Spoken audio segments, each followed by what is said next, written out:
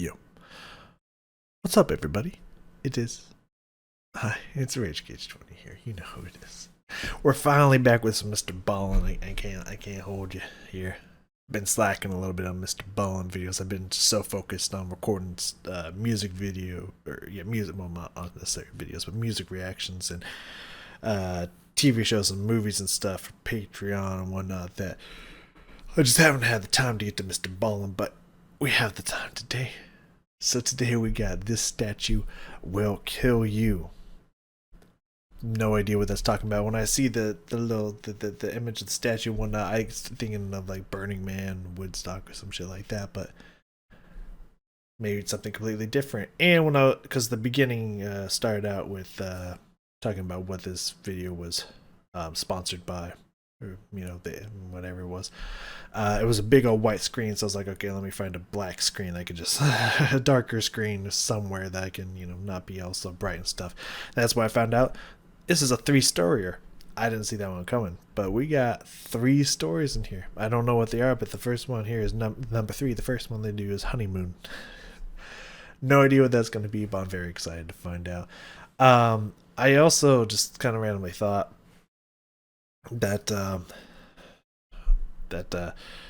with Mr. B, I can it's like it's so random what people flock to which Mr. Ballen videos or not. Like, it doesn't matter to me because I want to do all of them eventually at one point. But it's just like it's just so random because the one where you live a past life one, I thought that story was kind of like, compared to a lot of Mr. Beast stories, that one to me was kind of a little dry and a little boring. It was like really cool theory wise at the end, but like most of the story was just kind of like, okay, we can get to the party. We can get to the party time and whatnot. So I figure like, that one's kind of boring. Not a lot of people are gonna be interested. That one got a bunch of views. I was just like, oh, okay. Like, why? But like, I'm glad you guys enjoyed it, but like, why?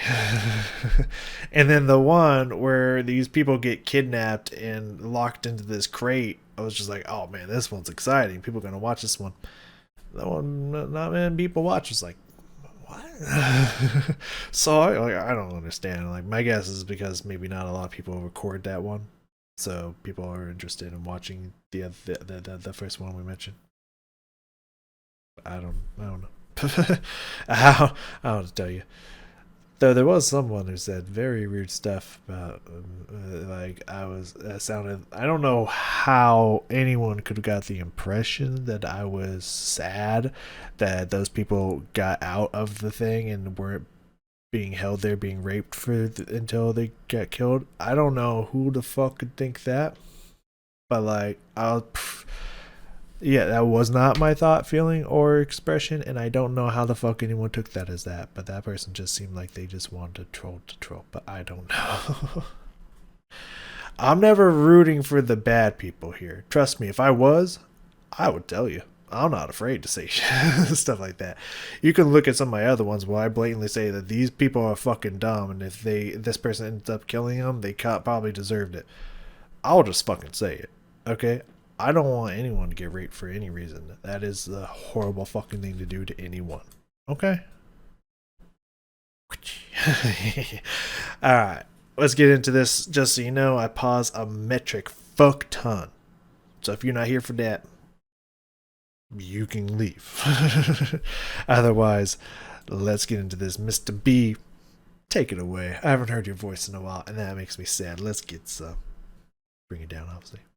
This video is brought to you by Current. Today, we're going to look at 3 places you can't go and people who went there anyways. But before we get into today's stories, if you're a fan of the strange, dark, and mysterious delivered in story format, then you've come to the right place because that's all we do, and we upload once or twice every week. So if that's of interest to you, please offer to do the like button's laundry, but be sure to stop the dryer when their clothes are still slightly damp. Also, please subscribe to our channel and turn on all notifications so you don't miss any of our weekly uploads. All right, let's get into today's stories. It's like the little evil, It's like hiding the TV remote. It's like, it's not the cruelest thing ever, but like, it's just evil enough, Oh man.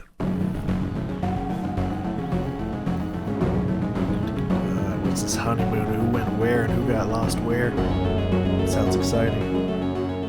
In the fall of 2002, 19-year-old Gemma Houghton moved into her dorm room at the very prestigious University of Manchester in England to begin her freshman year. Her first couple of months at the school were relatively uneventful. She spent all of her time focusing on her studies, and so she really had not gone out and met any new people. But in early 2003, so about halfway through her freshman year, she was standing outside of her dorm when this boy she had never met before walked up to her and introduced himself. He was this tall, very handsome, very charming guy. He said his name was Ian Redmond. He was a senior at the school, and he in fact lived in the same building that she did, and so he just wanted to introduce himself. Now, Gemma was not looking for a boyfriend, but she was immediately attracted to Ian, and Ian would later say the feeling was mutual. This chance encounter would ultimately blossom into a full-fledged romantic relationship, one that would ultimately lead to Ian 6 years later proposing to Gemma on Christmas Eve 2009. That same year, they got engaged. The couple, who had diligently saved money for years and years and years,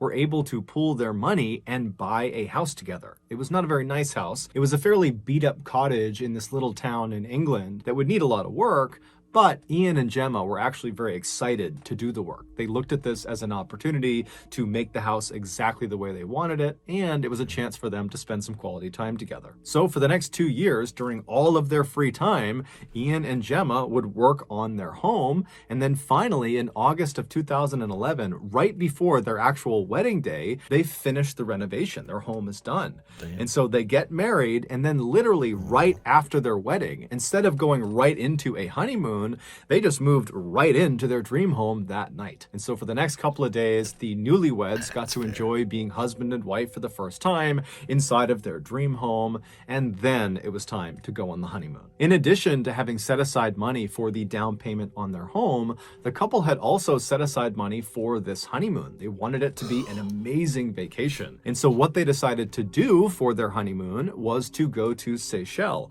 which is this island nation in the Indian Ocean, which many say has the most beautiful beaches in the world. So on August 10th, the couple hops on a plane and they fly to Seychelles. And when they land, they check into their resort, which is this unbelievable place that overlooks this perfect beach with white sand and crystal clear waters.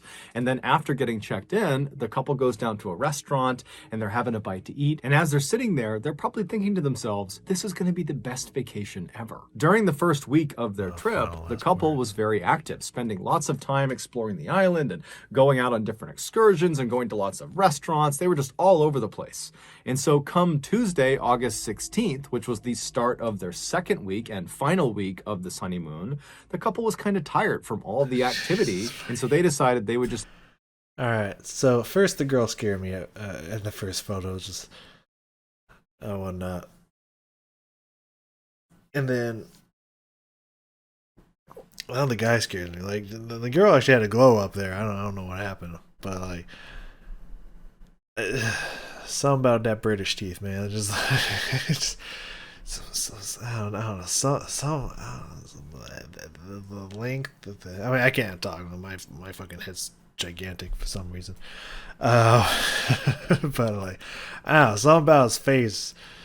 It's just giving me some Smeagol vibes. I don't know what up, but it's like, anyways, I unfortunately, I feel like something bad's gonna happen to one of them. Like, this is like places you can't go, but that doesn't necessarily mean they're going to die, but a lot of the times that means they're going to die. This tends to be what happens in these stories, so my bad, dude, in advance. It's just kind of my natural reaction. Oh, okay, scared me. Have a lazy day at the beach that day. And so the couple grabbed their swimsuits and their towels and their chairs, and they left the resort and headed down to the beach right outside. And then after finding a decent spot on the sand, they set up their chairs and towels, put their stuff down. And Gemma, she laid down on one of the chairs to begin sunbathing. And Ian, he grabbed his fins and his snorkel, and he kissed Gemma on the cheek and said he was going to go down to the water and go for a swim. Gemma remembers watching Ian as he walked across the beach and stopped in front of the water and put on his big fins and got a snorkel snorkel on, and then he kind of awkwardly duck walked his way into the water. And Gemma remembers just smiling and laughing to herself, watching him awkwardly do this, and then thinking to herself how lucky she was to be married to such an amazing guy. She really loved him so much. After Ian had finally gotten into the water and had begun his snorkeling journey, Gemma laid back and began to doze off to sleep. A little while later, though, Gemma suddenly woke up to the sound of what almost sounded like someone sneezing really, really loudly. And so instinctively, she sat up and scanned the waterline for her husband, but all she saw were other tourists in the water swimming and snorkeling and doing all sorts of stuff. She couldn't find Ian. And then she heard a male voice calling out for help, and it was coming off to the right towards the top of the beach, pretty far away from her. And she turned and she saw Ian. Ian was about 60 feet off of the sand, so he's well out into the water, and he appeared to be kind of hunched forward with his arm kind of in the water, and he's waving his other arm in the air. It was like he was stuck on something, and before Gemma could get up and run to him or help him in any way, Ian just begins to scream at the top of his lungs. When Ian began screaming, there was a surgeon who was also on vacation at this beach, who was in a boat near where Ian was. He hears the scream and he boats over to Ian, and he and the guy who was in the boat with him managed to pull Ian out of the water. They get him on the boat, and Ian is alive and he's conscious, but he is missing his entire left arm. He's missing the majority of his left thigh, and there was a huge chunk missing from his midsection. What the fuck happened to you, bro? What do you mean you're missing half of your fucking body, bro? The only thing a coral wouldn't take that much from you. Maybe if you got your arm stuck in there, you might lose a good chunk of it on the way out. But like, that's got to be a shark, right? Like, what the? I'd be like, I was asleep for minutes. What the fuck did you do? I hope this dude's okay, but like, that's a lot of missing body parts, dude. I don't. Even with a surgeon there on hand, I don't. Unless you, I don't know if you can stitch up that much of the body, bro. Good luck, Ian. It would turn out Ian had been attacked by a bull shark, one of the most aggressive sharks in the world. That sneezing sound that Gemma had heard that had startled her awake was the sound Ian had made through his snorkel when the shark bit down on him. The surgeon rushed. And all these people out here trying to say, like, we need to save the sharks. They're actually not as deadly and aggressive as you think. Bullshit. Whoever says that, bullshit. I came bullshit on your ass. So I'm just putting that one out there. Ian to the shore and pulled him out and got him onto the sand and began trying to save his life. At the same time, Gemma had come running up the beach, and she managed to push through the quickly forming crowd, and she drops down next to her husband. And Ian at this point is alive and he's conscious. He's very badly hurt, but he's looking up and he's clearly making eye contact with Gemma. And Gemma, she's looking down at her husband and she's making clear eye contact with him, and they don't really say much. It was like this horrible moment where all they could do was just be in the moment together. And so during this kind of silent acknowledgement, Ian would ultimately pass away. Yeah, it would turn out over the past few weeks, there had been a rash of shark attacks at this beach, including one other fatal attack on another tourist. Because shark attacks in Seychelles were so unheard of, they believed this had to be the work of one rogue bull shark. That was the one shark that was doing all of these attacks. And so because this shark had not been captured or killed, the country had actually instituted a temporary ban on swimming at this beach and a few other beaches. But for whatever reason, the ban had not been communicated effectively to the tourists, nor had it been enforced on the tourists. And so Gemma and Ian had no idea the water was a dangerous place to be. They just looked out and saw other tourists swimming around and believed it was totally safe, when in reality, it obviously wasn't. Gemma would quickly return to England, and she would host her husband's funeral in the same church she and he had been married in 10 days earlier. Oh, God. I forgot about that part. I forgot about that part. They had gone on a honeymoon. Like, they were just married. Oh, I'm sorry, girl. Like that's. I mean, it's very poetic to have the funeral at the place where you literally just got married at. But, like, at the same time, like, That's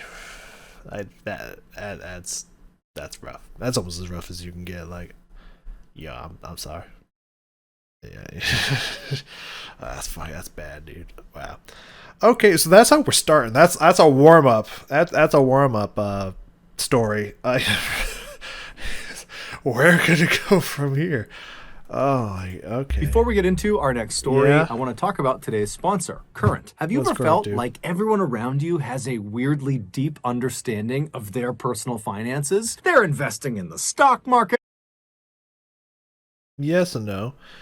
Like I've often been like, oh good, no way out. Is that Dundee? Yeah, Crocodile Dundee. Oh yeah, we're going from sharks to crocodiles. Let's go. Um, though the last crocodile story was hilarious. I'm just gonna put that one out there. They beat the shit out that crocodile.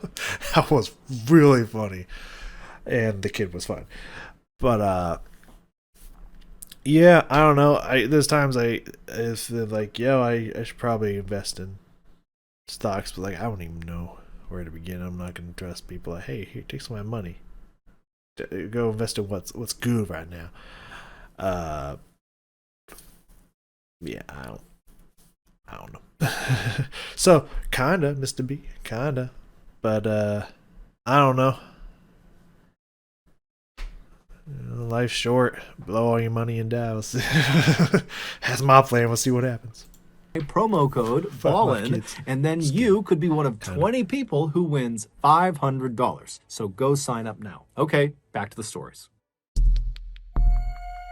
Sounds like we're gonna have a brawl with crocodiles. It's all In I'm thinking. 1986, 35 million Americans went to see the brand new movie Crocodile Dundee, which was Classic. a comedy that starred this very capable and rugged Australian crocodile hunter who goes to New York City. One of the 35 million watch that movie. Americans who It's on saw the this list. film was a 24-year-old model from Virginia named Ginger Meadows. And after seeing this film, Ginger felt inspired to actually go to Australia to see it for herself because it looked so amazing in this movie. So a couple of I mean, Australia, from what I've heard and for pictures I've seen, is really cool and is a really beautiful place, especially a lot of locations.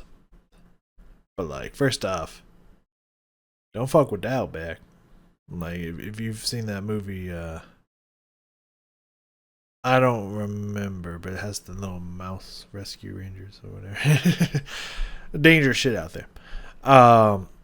But like, I would never ever go to Australia. Ever. And let me tell you why. I had there was some people who originally were from Australia that I had in my um um in my music program when I was in college and whatnot. And they were telling me some stories, and I've heard stories past since then, and I've seen pictures and stuff, and I've seen people that go to Australia and whatnot. Okay, any location that got spiders, like, this is considered small for a spider. Fuck no. Never in your fucking life. Like, I don't even care if they're not harmful. You got no. Fuck no. I don't even care if they don't come anywhere near the city. No. So I'm never going there. That alone makes me already want to ask this girl, what the fuck were you thinking? Have you seen the spiders? Like, I'd take crocodiles any day over them big ass spiders. months later, in March of 1987, Ginger, by herself, hops on a plane and flies to Perth, which is a major city in Western Australia. Very And her beautiful. plan was she would land in Australia and then work odd jobs to make a little bit of cash, and then use that cash to fund her travels all over the country. And then at some point, after she was tired of doing that, she would head back to the United States. So she lands in Perth, and immediately she sees her first opportunity to make some money. There had been this huge sailing competition in the city leading up to the weekend she arrived there. And so she saw all these luxury yachts anchored at all these docks Shit. along the coastline. And Ginger's thinking to herself, these huge ships, they have crews that work on them basically full time. Yeah. Maybe one of these boats could use an extra set of hands. And so Ginger, who's very friendly and outgoing, she went right down to one of these docks and she stopped in front of the very first yacht she saw, which was this huge luxury 100-foot yacht. And she introduced herself to the captain of this boat. And she said, hey, can I hitch a ride? I'm sorry. Did you see that? Did you see the credit? Can I hitch a ride with you guys? Hold on. Introduced herself to the captain. Video Dust, the Ginger Meadows story. Fox 8 News. I'm sorry, Ginger. Yeah, it ain't gonna be good for you. Of this boat, and she said, hey, can I hitch a ride with you guys to the next place you're going, and in exchange I'll work for you. And as it happened, the captain was actually looking for another crew member to assist their chef, and so he said, okay, well, can you cook? And Ginger said, yeah, I'm a great cook. And he said, okay, well, you're hired. You can be the chef's assistant. And so Ginger, she climbs on board and she meets the rest of the 5 other crew members, including the chef who she'd be working with. And the chef's name was Jane, and those two would become very close. And then shortly after Ginger had come aboard, the captain cast off their lines and they headed out to sea. Their next stop was going to be New Guinea, which was roughly 14 days of travel away. After about a week at sea, the captain realized they were dangerously low on fresh water. And so he decided to take a detour and turn east and head inland along this river system that would bring them to this large freshwater pool, which he also knew had this huge waterfall that dumped down into it. And so he figured they could go right underneath this waterfall and fill up their jugs with all this fresh water and then head back out and they'd be good. So on the morning of March 29th, the captain anchored the yacht out at sea near the mouth of this river system, and then he lowered the yacht's dinghy, which was a smaller, more agile boat. And once that was in the water, he, Ginger, Jane, and the rest of the crew, they hop in this dinghy along with all these large empty water jugs, and they begin making their way towards this river. And so they're traveling up this river for a little while, and then finally they get to this huge freshwater pool, and right in front of them is this amazing waterfall, and everybody is just totally awestruck by this waterfall. Yeah, it's like a gem in the middle of nowhere, because they're in very rugged Australia at this point. And so the captain, he brings the dinghy right near the base of the waterfall, and one by one they hold up their water jugs and they fill them with fresh water, and then they're about to turn and go back out to sea and get back on their yacht when the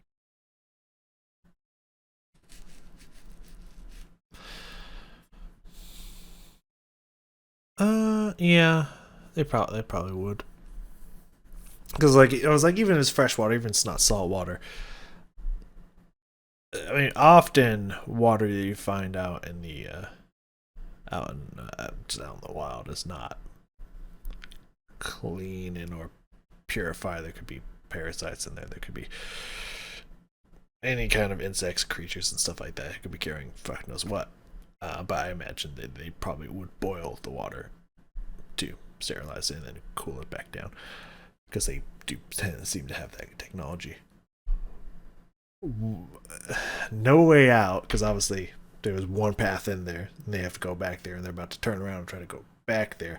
Someone's gonna be blocking the exit. That's something probably not good. But is there a lot of freshwater crocodiles? I guess the saltwater crocodiles could swim in with. So maybe it's not crocodiles, but then what else would pose a threat to them? Maybe pirates? I don't know.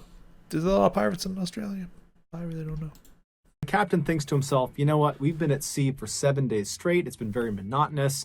Maybe it would be a good thing to stick around here for a little bit longer and maybe even hike up to the top of this waterfall and enjoy the view and kind of enjoy the scenery before we head back out to sea. And so he says to his crew, hey, do you guys want to go to the top of this waterfall? And everyone agrees it's a great idea, with the exception of Jane. She did not feel like hiking to the top of this waterfall. She said she would stay down in the dinghy and wait for them. Now, this pool is basically surrounded on all sides by just pure cliff face. There really is no place to land this dinghy. There's no flat surfaces. You basically have cliffs that go directly into water, and then also you have the river that feeds back out to the ocean. So the captain brings the dinghy right up against the cliff face, right next to this waterfall. Climb that and bitch? he and Ginger and the other crew members, not named Jane, climb out of the dinghy onto this cliff face, Jane? and they begin climbing, literally climbing up this wall towards the top of the waterfall. Now, everyone was able to do it except for Ginger. She kept slipping on the rocks. It was very steep. It seemed kind of dangerous. And so at some point, she abandons the I'd say idea fuck and it, goes dude. back down to the dinghy with Jane. Yeah, away with Jane. And the captain and the rest of the crew, they continue up towards the top. And so as gonna be Ginger bad for and them, Jane isn't it? are sitting in the dinghy watching the other crew members only making ones their way named. up, they start feeling a little bit left out, and they're like, you know what? Let's try to find an alternate way up to the top of this waterfall. And so they begin scanning out across this pool at the other cliffs kind of surrounding it, and it looked like on the very other side of the pool, there was a less severe cliff face that maybe they would have an easier time climbing up. And so the two women, they jump into the murky brown water and begin swimming directly across this pool towards this other cliff. And when they make went it in about the a water? third of the way, Jane suddenly stops, and Ginger notices and turns around and looks at Jane, and she's like, what's going on? And Jane would tell her, you know, something just feels off. This doesn't feel right. Let's go back to the dinghy. Let's just forget about this. But Ginger is like, come on, we're so close. Let's just keep going. It'll Ginger, be no. awesome once we get to the top of this waterfall. And so Jane, she's totally hesitant, but she says, okay, fine. And they both continue to swim. And then all of a Ginger, sudden, no. they hear their captain, who is now on top of the waterfall, screaming down to them Yeah. to get out of the water right now. And they notice he is pointing down at the pool in a direction slightly away from where they were. And so they're looking up at him, and they're following his finger down to the part of the pool he's pointing at, and they see there is this tidal wave of water coming towards them. It is a 12-foot long saltwater crocodile that has noticed them. I was gonna say, I don't know many freshwater crocodiles, but again, it's just this freshwater source that's pouring out into salt water. Yeah. Ginger, you done fuck. I mean, they might not have even had time to get back to the dinghy, and who even knows if they would have been safe in the dinghy. There's a chance that crocodile but still might have gone for blood. Yeah, man. Crocodiles ain't nothing to fuck with. Again, I did say I'd rather take a crocodile than a spider. And you know, if I had to be killed by a spider or a crocodile, honestly, I'd take a crocodile. Like, I think it'd be more painful, potentially, maybe. But like, you know how fast spiders move. Like you I ain't getting a lick in. You know what I'm saying? The thing's just gonna tear me up, just bite into me. Flesh just gotta start peeling back, depending on their venom and stuff. Like, there's some nasty fucking looking spider bites out there, man. And like, that's just it. I'm just fucking dead. Crocodile, I won't win. Well, I'm gonna punch that crocodile in the fucking eye so goddamn hard. If I can gouge out its eye in victory, I may still die, but damn it, I took a piece of that fucking croc with me. Not just as like shit, like, nah, I'll take the crocodile. And it is charging straight Oh, at yeah, they them. did. Now, Jane and Ginger knew they were too far away from the dinghy to be able to swim to it before this crocodile was going Way to too reach fast in them. the water. And so their next best choice was just to turn and swim towards the nearest cliff face. Because again, there is no place to get out of the water. No. There's only cliffs. And so they swim towards this cliff face, which is right on the edge of the bottom of the waterfall. And so Don't look water is behind you. landing on them, and they reach the cliff face, and they're trying to climb up and pull themselves out of the water, but there's nowhere to grab onto. It's all totally slick. There's no good handholds. And so all they an algae have cover is this that's little way too ledge slick. that is in the water that they're standing on, but they're still halfway into the water. And so after they struggle for a minute trying to pull themselves out of the water and they realize they can't do it, they both just turn around and they lock arms and they look out through the water that's falling down in front of them Get that into fist the ready, pool, come on. and they see this crocodile has followed them, and it is now stopped right on the other side of the water that's falling down, and it's just staring at them with its mouth wide open. And the two women are looking at it. They don't know what to do. And the captain and the Grab it. other crew members, they see what's going on, and they're trying to climb down as fast as they possibly can to try to rescue them. But it's going to take several minutes minutes at least I'm thinking back to the other story, but I would go some aliens too. I'll just get that fist ready and be like, come on, you bitch. Spring in, you motherfucker. That's what I would do. If he could find a way to get its jaw closed, and both of you can just try to leap on the jaw and get it closed, in water, it would be able to thrash and maneuver way too much for you to be able to hold it in place. Especially if it's fully grown. Well, they don't ever stop growing really, but like at least adult sized. If this ain't no little croc.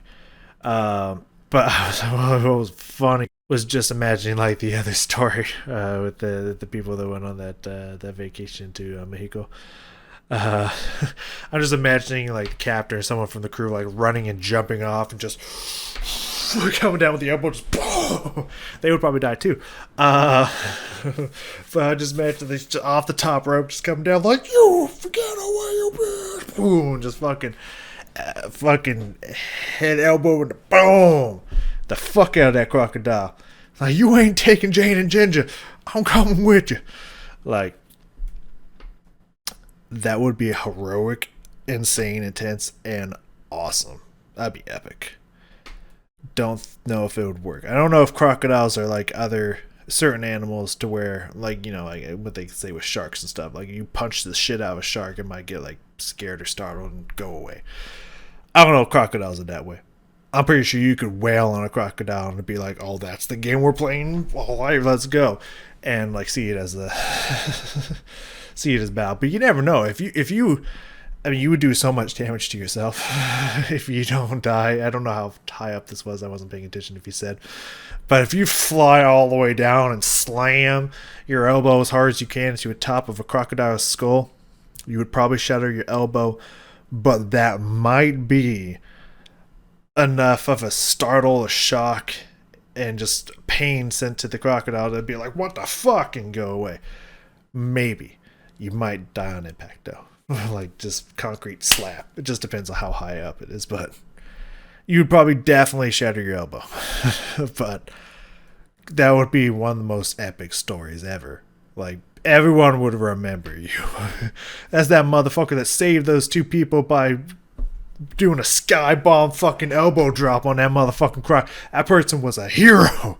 Like, just saying.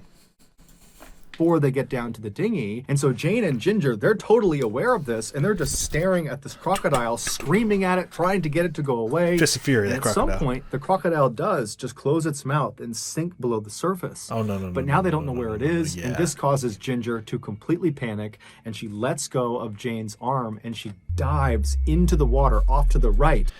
Ginger! You went to Australia?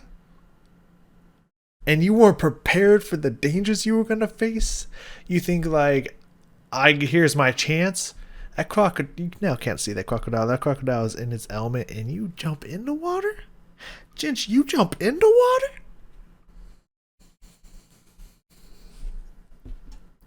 No.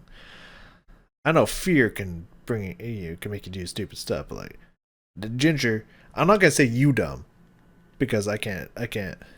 It's not a fair judgment for someone in that flight or fight situation, but like that decision was dumb as fuck. That doesn't necessarily make you dumb, but that decision was fucking stupid. And attempts to swim away from the crocodile back over to the boat. Well, but Ginger only made it 2 strokes before the crocodile suddenly re-emerged underneath her and grabbed her by the waist and pulled her under the water. Jane is they will drown you. Crocodiles are very intelligent predators. You might have saved Jane's life, though. I mean, that alone, I would say, makes you a damn hero.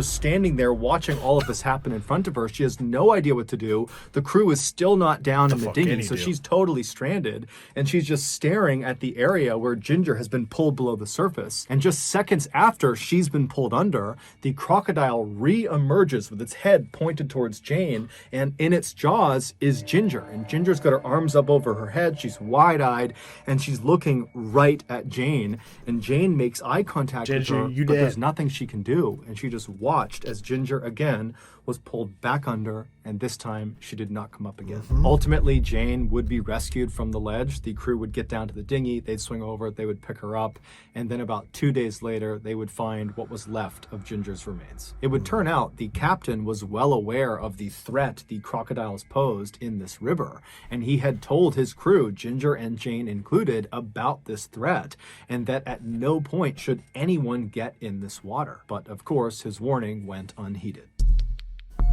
It is Burning Man. I knew it. Never been there. Never even seen pictures of that. But like a giant, like human-looking statue. That my first thought is Burning Man. But the structure which they burned the man on, I just thought it was like a big wooden kind of thing. It's all glowing lights and shit. I don't know what's up with that. Anyways, like. Dog, you were warned, don't swim in the water, and your guys' thought was, let's swim in the water. I mean, you just can't help people sometimes, man. Like tell me when you get back to the boat as that captain, one of your first things that you say to Jane was, what part of don't swim in the fucking water did you not understand? Like, tell me that's not one of the first things that comes to mind that you say. Like, that's the first thing.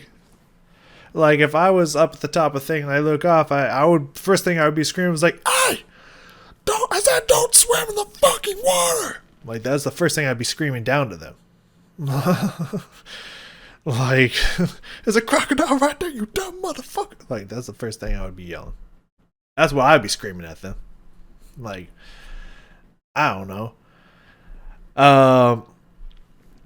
So I don't know much about Burning Man, but when I see that thumbnail and, you know, it says the statue will kill you, my first thought was like that whole statue execution thing that they did in like South Park when all the parents got, when they said that when they reported their parents were like molesting them or something like that, just to get them kicked out and like either sent away or sent to jail or something like that. I don't remember.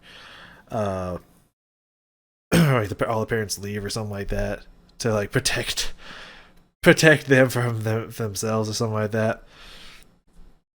And then like they have like, what is it, like it's a football player. I don't remember who it is. I want to say John something. I don't remember. But like it like shocks every now and then, and like someone gets sacrificed to it. That's the first thing that makes me think of. So let's find out together what happened at Burning Man. Like, I felt bad in that other story. Like, that crocodile was still probably gonna take one of them, if not try to take both of them. But at least being half out of the water, you stood a better chance. Deciding to jump into the water, that was fucking stupid. But I did feel at least a little bad. Now I don't feel bad at all. You were told not to get in the fucking water, and you all thought you knew better than the captain who sells these waters. I mean, that is the definition of fuck around, find out. Like, I mean, I don't know what else to tell you. Burning Man, let's go. Man, this is the longest one. If you Google the words Burning Man and you click on images, you'll see lots of scantily clad and somewhat wild-looking people roaming around the Nevada desert on strange-looking bikes. Very and in the much background, you'll see all these huge, bizarre statues of aliens and robots and animals. Yeah. And these statues are often... I mean, this is a place where you go when you have some fun. Like, probably half the people here are fucked up on some kind of drug and or alcohol, and you're gonna meet some of the most interesting people, at least from what I've been told. I don't know personally. I know some people who don't do that stuff who've gone to Burning Man and had a good time, so I don't know. I also know some wild people who don't do all that stuff who still went to Burning Man. I think had sex in public or something like that. It's a wild place. Anyways, often draped in more wild-looking people, or these statues are on fire and these wild-looking people are dancing and rejoicing all around the flames. Based on these images, you might think Burning Man is just some totally weird substance-fueled party out in the middle of the desert. And while that is true to some degree, it's not totally accurate. Burning Man is not a party. It's actually an experiment that 70,000 people from all over the world participate in every year. The question this experiment is trying to answer is, can a random segment of the population come together and build a community out of nothing in the middle of nowhere? And can they do it while knowing at the end of Burning Man, which is always 9 days long, everything they build, the sculptures, the shelters, everything will be torn down and destroyed and erased from the planet as if it had never been there in the first place. And amazingly, year after year after year, the answer to this question is yes. Yes, they can. As soon as these 70,000 people descend on this small... That's like the army of Helm's Deep, man. Like, Jesus fucking... Actually, it's like approximately 7 times bigger than... Like, that's insane. That's so many people. That's a really cool concept. I thought it was more of like a hippie music festival kind of thing, but like that is a fascinating concept. Section of the Nevada desert, they immediately get to work helping each other, building their own sites. I mean, these people largely don't know each other, or in many cases, they don't even speak the same language, but they're showing up with this shared desire to build this temporary community.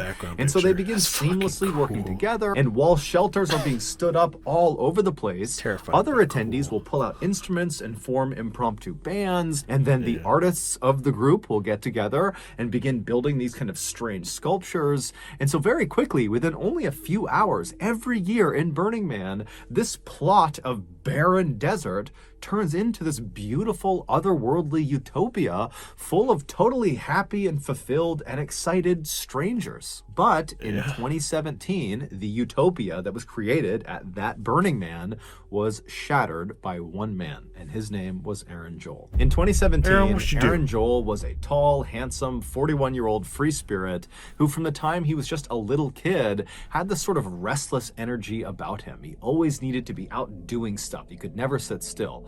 And so by the time he was old enough, he left his family home in Oklahoma and moved out to Oregon and moved into this commune. A commune is a group of people that live together and share their possessions and responsibilities. But shortly after moving into this commune, Aaron got restless again. This wasn't enough for him, and so he left the commune and began traveling all over the United States. But after he had basically gone everywhere in the country, he became restless again, and so he left the United States and he went to Nepal and began traveling all over Nepal. And while he was there, he met this wonderful young woman from Switzerland named Ladina, and the two fell madly in love. And then when it was time for Ladina to leave Nepal and go back to her home country, Aaron followed her. And just a couple of years later, in 2014, the pair got married and they bought a house together and settled down in Switzerland. For a time, Aaron and Ladina were very happy. Their life was very simple and straightforward. They loved each other. They loved Switzerland.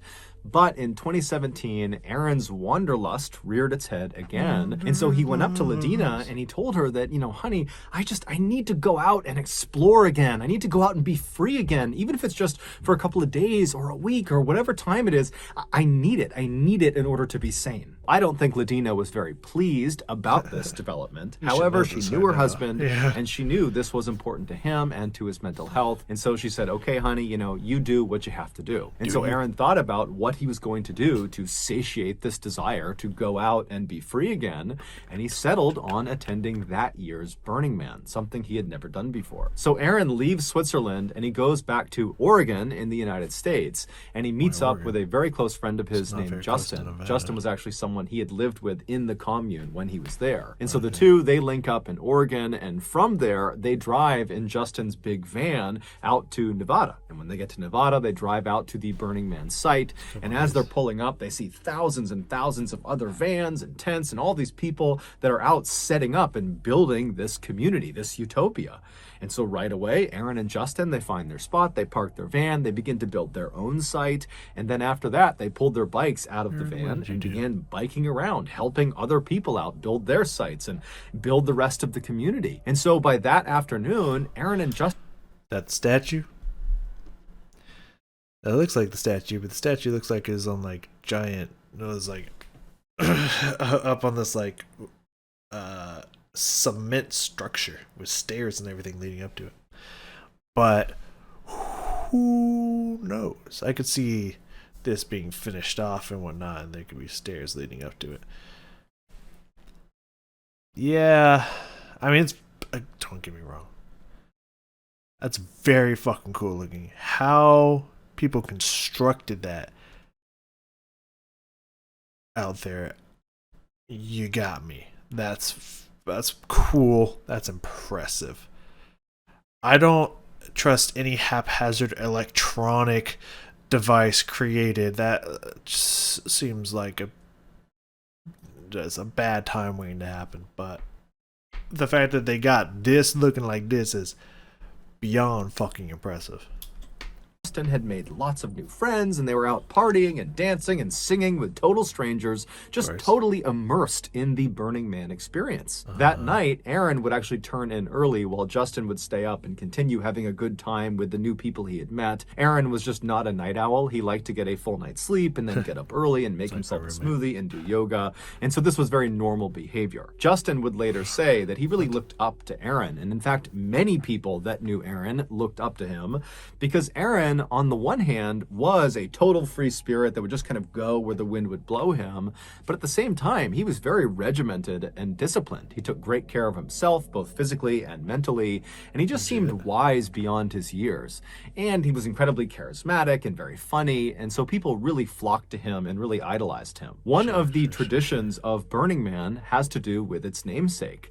Towards the end of every Burning Man, they will build this 40-foot tall wooden man effigy, and they will burn it to the ground, hence the name Burning Man. And so on the night of the so-called man burn, Aaron told Justin that he was not going to turn in early that night, that instead he was going to stay up and watch the spectacle of this effigy being burned to the ground. Justin was really excited about it, and so was Aaron. And so that evening, Aaron and Justin met up with their new friends they had met while they were at Burning Man, and their group began making their way over to the wooden man effigy.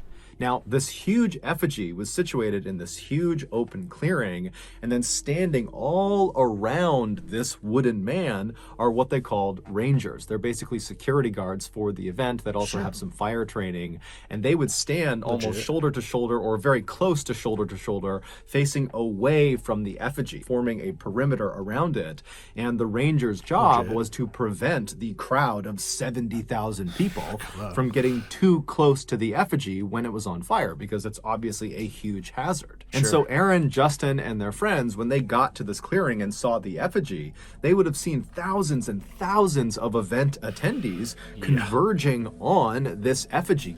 Look at it looks like a mixture. I don't know if I don't know if it would be fire spitters, fire spinners, or fire eaters. But there's a fire going on right here, and look at the fucking colors. Like, this is a rave partier's fucking wet dream up in this bitch, man. Like, holy fuck, this is very cool. Like, very, very cool. Getting as close to the rangers as they possibly could on all sides. And so Aaron and Justin and their friends, they make their way up to one particular section of this crowd, and they begin fighting their way through all these people, trying to get as close to the rangers as they possibly could because they want a good view of this man burn. And then once they were satisfied with their view, they just stopped and waited for the effigy to be lit. But before the effigy was lit, Aaron would turn to Justin and say, "Hey, I have some friends from Switzerland who are here right now. They're on the other side of the effigy, on the other side of the crowd, and I'm going to go see them right now. And so Justin was totally bummed that Aaron was going to be leaving right before this thing is lit, because he wanted to experience this with Aaron. But he said, okay, no problem. I'll see you hopefully, before this thing gets lit, or, I'll see you after this burn is done. And so Aaron departed the group, and Justin watched as he kind of disappeared into the crowd. And then Justin turned his attention back towards the effigy. And a little while later, when the sun had gone down and it was totally dark out and the crowd was totally electric as they're waiting for this thing to light, finally they did. They lit the effigy. And as soon as it went up in flames, the crowd of thousands and thousands of people roared with excitement. And this whole time, Justin is totally amazed by what he is watching, but he's also scanning the crowd, kind of hoping that Aaron will eventually pop back up. But at this point, the crowd is so massive and everyone's... Wait. He has some friends. First off, so he didn't mention anything about friends went with him. So how would he know that friends from Switzerland are there? He might be guessing and whatnot. Like, I'm already thinking Aaron's going to do something crazy. He was trying to do something crazy and was just lying about the Switzerland friend thing, because 70,000 people. Even if you had 100 friends, how the fuck are you gonna find them in 70,000 fucking people? Dude, that is hardcore find needle in haystack. Like, lying. Sir is lying. He wants to get a better look at this motherfucker burning, man. He gonna try to sneak his ass in there. I bet you. So tight together that Justin is really not expecting Aaron to come back over to where he had been. It just didn't seem possible. It's not and physical so this huge wooden man effigy goes up in glorious flames, and everyone's so amazed by it. And then eventually the flames begin to dwindle down as the structure continues to burn lower and lower to the ground. And then finally, when the fire is just about out, the crowd of people begin to disperse. And at this point, Justin again looks around hoping to maybe see Aaron, but Aaron has not come back yet. And so Justin just says, okay, maybe it's time to leave and go check in with Aaron back at the van. And so he notifies his friends that he's going to turn around and head back. And as Justin turns and begins leaving the crowd, someone who was at the event, who apparently knew Justin and knew Aaron, came running over to Justin and frantically told him this totally shocking story about something that happened to Aaron. Now, at first, Justin just could not believe it. He couldn't even process it. It seemed so outlandish and unbelievable that it just could not have happened. But he was thinking to himself, I haven't seen Aaron since he left to go see his friends from Switzerland, and I have no idea where he is. And so Justin starts looking around the crowd again. He's not seeing Aaron, and he's starting to panic. And so finally, Justin just turns and starts running back towards his van in hopes that Aaron is going to be there. But when he gets back to his van, Aaron is not there, and there's no sign that Aaron has been back after they had left for the man burn. It would turn out that shocking story Justin had been told about Aaron was true. This is that shocking story. After Aaron told Justin that he was going to go to the other side of the crowd and spend some time with his friends from Switzerland, he disappeared from the group and he made his way over to that far side of the crowd. But we don't know if he actually met up with friends from Switzerland or if that was just some cover to get away from Justin and the other people he was with. But regardless, at some point, Aaron made his way over to the other side of the effigy, away from Justin and away from his other friends. And once he was over there, he pushed his way towards the front of the crowd until he was right in front of the Rangers with front row seats of the effigy. And then after the effigy was set alight and was fully engulfed in flames, Aaron, at some point, bum rushed one of the Rangers right in front of him and was able to push past him. And then before that Ranger or any other nearby Rangers could stop him, Aaron was able to sprint directly into the bottom of this massive effigy, right into the fire, and he disappeared inside of it. Because the crowd was massive and unruly and many people were under the influence of drugs or alcohol or both, because of all of that, even though Aaron is running into the fire right in front of them, it was like nobody noticed. Everybody was in kind of their own worlds, and it's dark out, there's this fire. I mean, there's so many distractions. They would assume it's part of the show. Like, no man, no human is going to just fucking run into open roaring flames. That doesn't make any sense. It's clearly a death sentence. Why would they even do that? I don't I don't understand the reasoning here. I don't understand the reasoning here. If it's just like, oh, my life's been gotten too cooped up or whatnot, like I'm gonna experience the ultimate of ultimates and just become the Burning Man. Like, I don't know. I don't see the motive. But continue. Actions that really nobody noticed this happening besides the Rangers that were immediately affected by Aaron running past them and some of the people that were right at the front of the crowd watching as Aaron did this. And so this is why Justin and the rest of his friends had no idea this had happened, despite the fact they were watching this fire as this was happening. Aaron would ultimately only... Man, if someone could have gotten footage, like even if it was like faint, someone just like running over here or something like that, man, that would have been wild to see.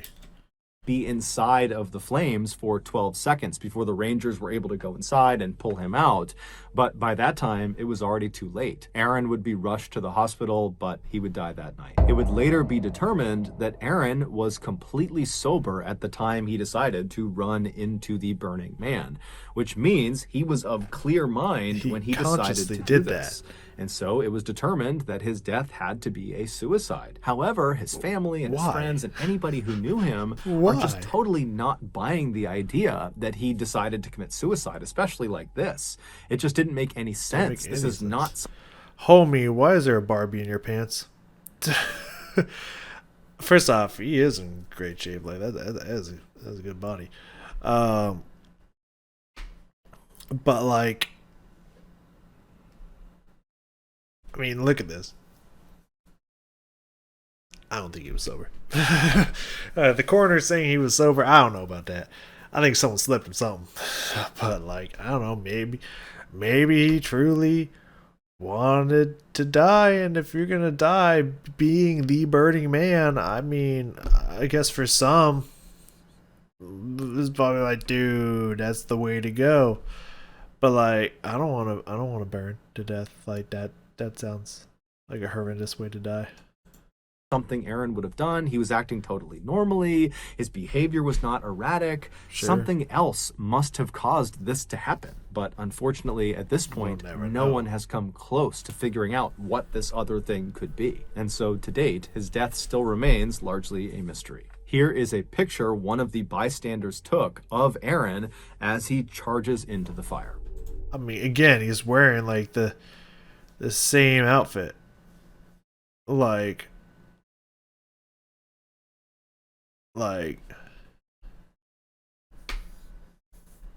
don't know if he was of his right mind, if I'm completely honest with you. But I mean, not to say that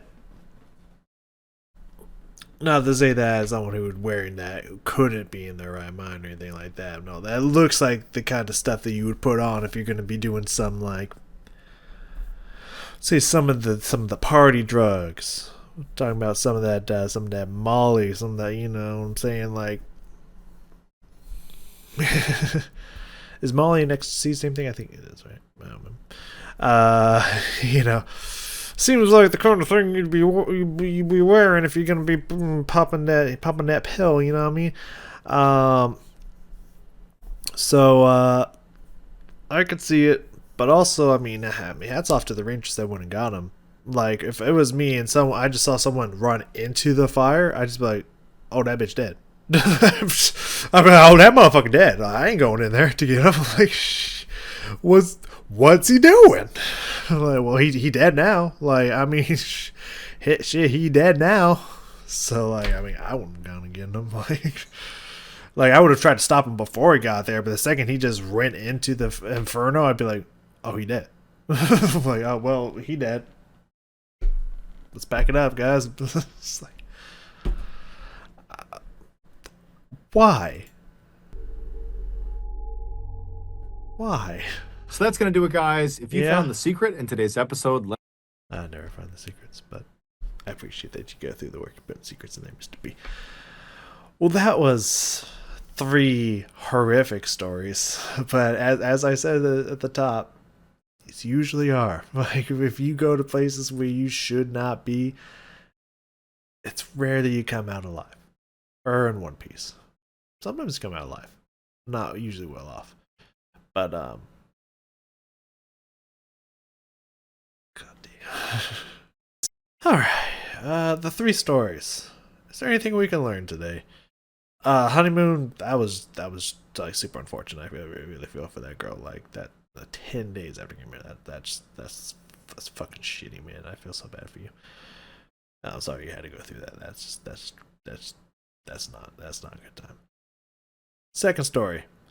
If someone tells you there be crocodiles in these waters, don't swim in them. Don't fucking swim in them. I mean, I feel like that's a pretty easy story that we could all agree on, right? Like, if someone gives you that message, don't be like, over this section? No. Like, don't do it. Like, I wouldn't even feel safe in the dinghy. I'd be like, you know what?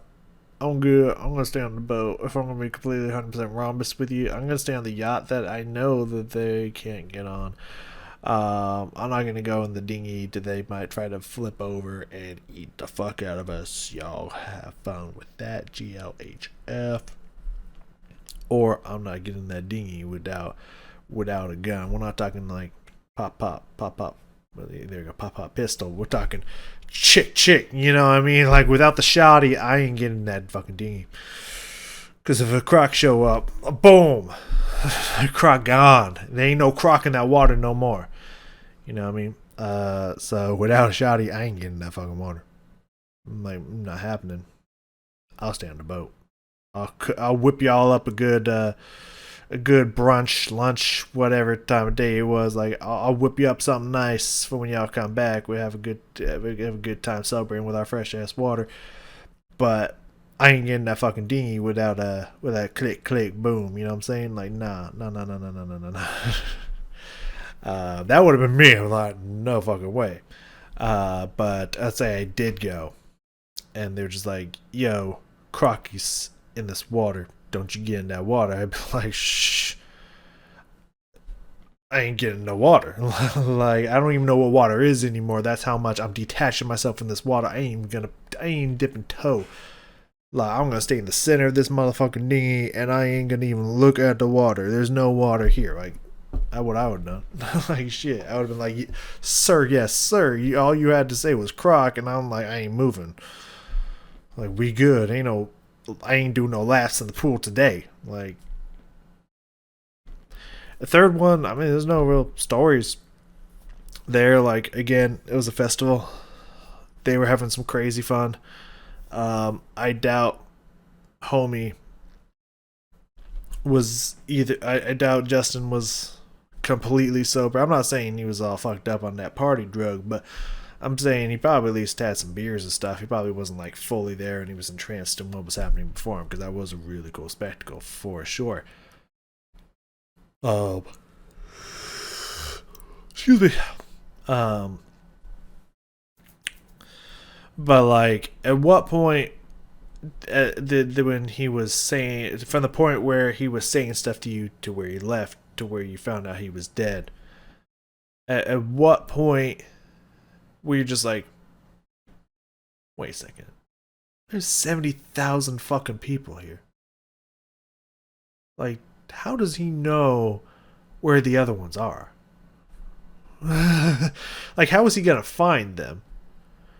Like, even if they were just like, yeah, we're gonna be in this section, we'll be on sector 22, however they would fucking name it. Like, we're gonna be right there. We're gonna try to get up in front. Like, even then, how the fuck are you gonna find a group of friends within 70,000 fucking people?